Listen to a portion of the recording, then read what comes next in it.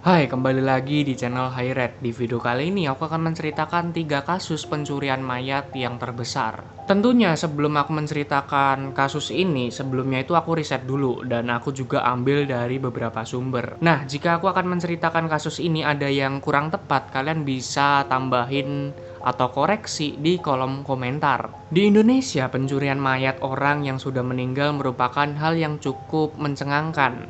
Biasanya tindakan ini dikait-kaitkan dengan pesugihan yang melibatkan ilmu hitam dengan tujuan tertentu, entah itu pesugihan atau hal lainnya. Tetapi ada juga orang yang mencuri mayat karena kebutuhan ilmu pengetahuan dan studi. Dan tentunya hal itu salah dan bisa masuk ke ranah hukum. Oke, karena channel ini kecil, aku berharap kalian bisa dukung channel ini dengan cara subscribe, like, atau bisa share video ini. Dan jangan lupa untuk tonton video-video terbaru dari channel ini. Oke, tanpa berlama-lama mending kita langsung masuk ke topik videonya.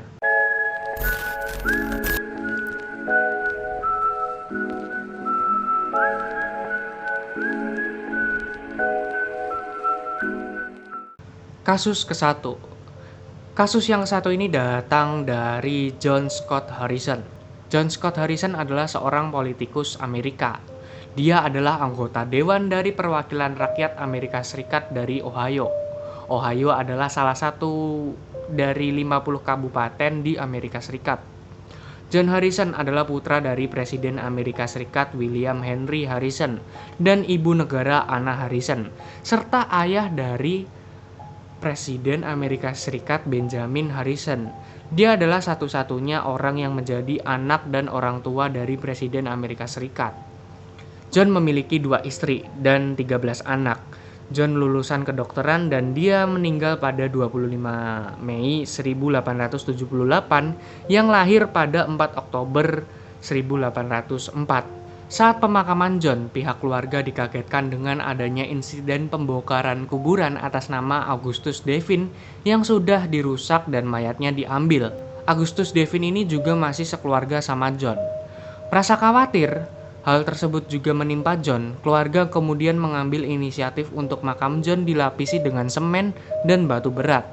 Mereka juga menyewa seseorang untuk mengawasi makam John selama 1 bulan. Namun, tak berhenti sampai di situ. Keluarga John mengambil langkah untuk mencari tahu siapa pelaku pencurian mayat Devin untuk mengupas tuntas masalah tersebut. Sekolah Kedokteran Ohio menjadi salah satu tempat yang dicurigai memiliki kaitan dengan kasus hilangnya mayat Devin. Diduga sekolah tersebut membutuhkan mayat untuk dibedah dan diteliti dengan tujuan studi. Atas dugaan tersebut, pihak kepolisian pun mengambil langkah untuk melakukan identifikasi di Sekolah Kedokteran Ohio. Dugaan tersebut terbukti benar. Saat dilakukan penggeledahan, polisi menemukan hal-hal mengerikan seperti mayat bayi berusia 6 bulan dan kotak berisi jasad manusia yang sudah dipotong-potong. Tak hanya sampai di situ saja.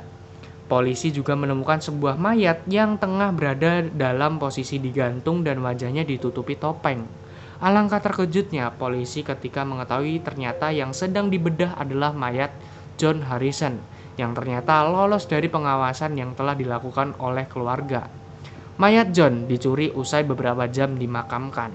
Sementara untuk mayat Augustus Devin ditemukan, tetapi bukan di Ohio melainkan di Universitas Michigan dengan kondisi yang sudah diawetkan. Mayat John Harrison pun dimakamkan untuk yang kedua kalinya. Namun pelaku dari penculikan mayat tersebut tidak diketahui hingga kini.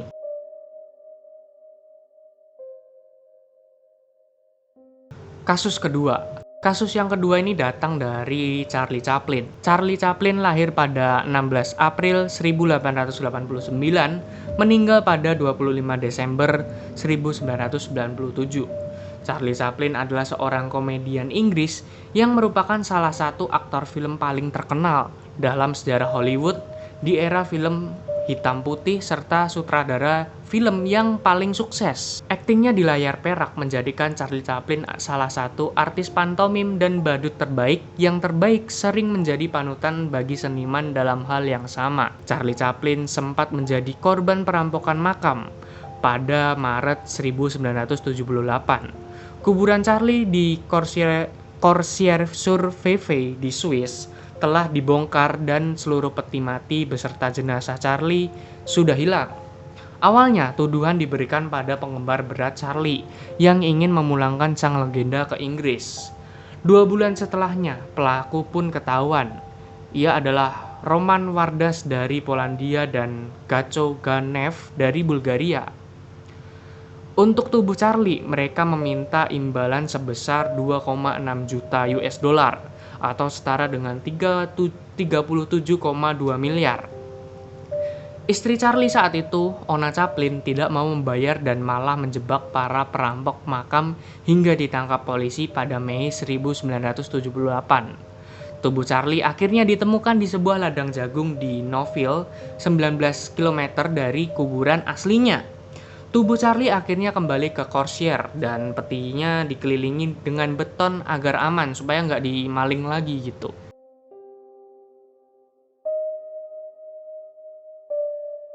Kasus yang ketiga ini datang dari Sumanto.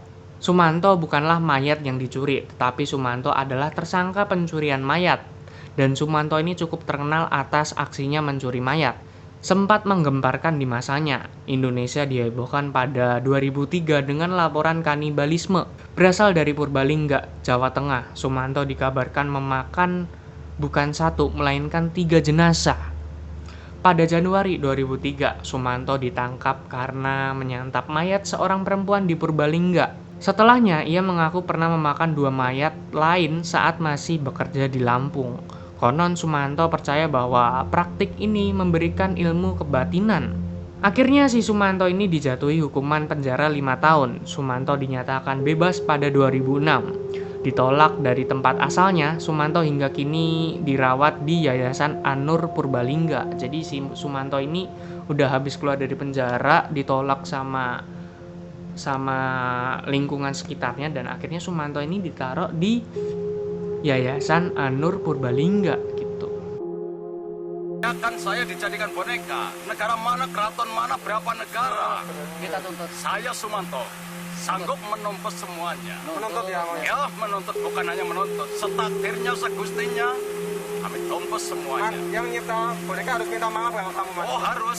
Wajib. Tiada kekuatan daya upaya apa-apa untuk jabatan dan negara selain datangnya dari Sumanto. Wajib minta maaf. Wajib, Harus ya. wajib. Harus ya. Iya.